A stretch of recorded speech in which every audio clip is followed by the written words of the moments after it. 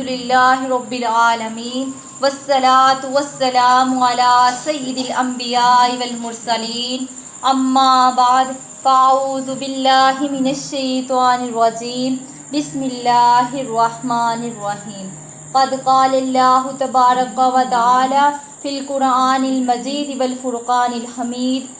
ان اللہ وملائکتہ یصلون علی النبی یا ایہا الذین آمنوا صلوا علیہ وسلموا تسلیما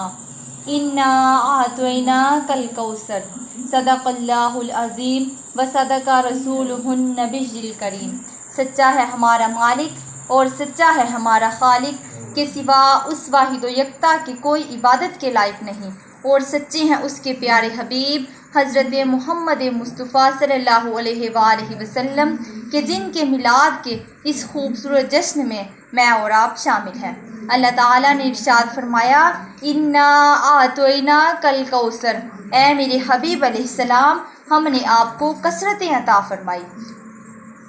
اللہ تعالیٰ نے ارشاد فرمایا اے میرے حبیب علیہ السلام ہم نے آپ کو کثرتیں عطا فرمائی۔ مفسرین فرماتے ہیں یہ کوثر مبالغے کا صیغہ ہے۔ اللہ تعالیٰ نے یہ نہیں فرمایا کہ اتنی کثرت دی یا اتنی کثرت دی، مفسرین فرماتے ہیں اس کی کوئی حد نہیں۔ اللہ تعالیٰ نے رسول صلی اللہ علیہ وآلہ وسلم کو فرمایا اے میرے حبیب علیہ السلام ہم نے آپ کو بے حساب کثرت عطا فرمائی، اور کتنی بے حساب کثرت عطا فرمائی۔ حضرت شاہ عبدالحق محدث دہلوی کہتے ہیں کہ اللہ تعالیٰ نے حضور صلی اللہ علیہ وآلہ وسلم کو ایسی کثرت عطا فرمائی کہ اگر سارے جن اکٹھے ہو جائیں، اگر سارے انسان اکٹھے ہو جائیں، اگر سارے فرشتے اکٹھے ہو جائیں، سارے انبیاء اکٹھے ہو جائیں، سارے رسول اکٹھے ہو جائیں، سارے اولیاء اکٹھے ہو جائیں، سارے جن و انس اکٹھے ہو جائیں، خدا کی ساری خدائی اکٹھی ہو جائے، مصطفیٰ اس ذات کو کہتے ہیں، بلکہ مصطفیٰ کی ذات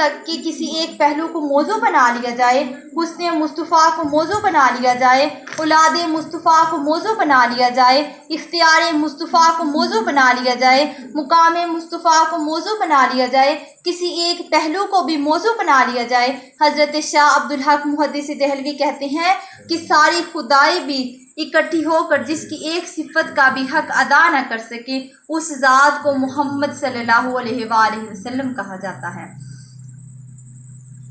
انا اعطیناک الکوثر سے مراد یہ ہے